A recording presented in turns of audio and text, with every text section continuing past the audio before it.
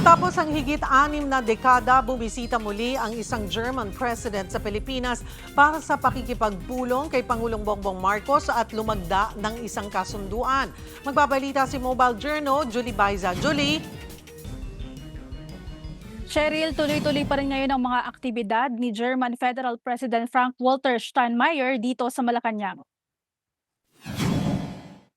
Personal siyang sinalubong ni na Pangulong Bongbong Marcos at ni First Lady Liza Arneta Marcos kasama ang ilang miyembro ng gabinete dito sa palasyo. Sa bilateral meeting, ibinida ng Pangulo na ito ang unang pagbisita ng isang German president sa palasyo sa loob ng 63 taon. Umaasa raw siyang matatalakay sa German delegation ng iba't ibang mahalagang usapin, lalo na pagdating sa kapayapaan. Sa kanyang panig, binigyan din ni Steinmeier ang mahalagang relasyon ng Pilipinas at Germany na kapwa raw dumidepensa para sa rules-based order at United Nations laws.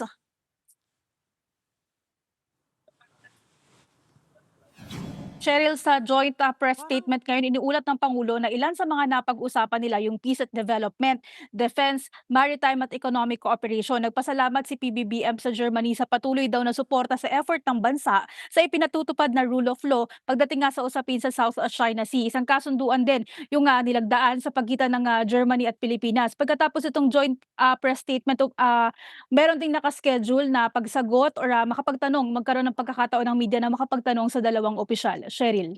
Julie, maiba lang, inaabangan na rin ang Congress na special session na ipinatawag ng Pangulo bukas. Ano ang aasahan dito at paano kung hindi dumating ang Cayetano Block ng Senado?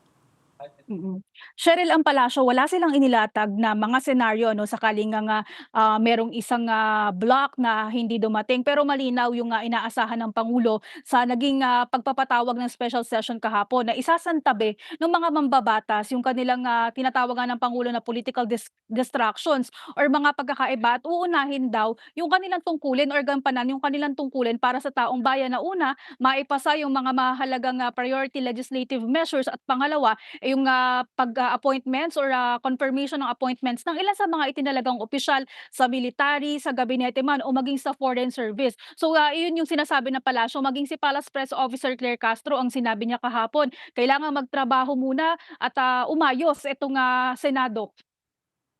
Maraming salamat, Mobile Journal, Julie Baiza.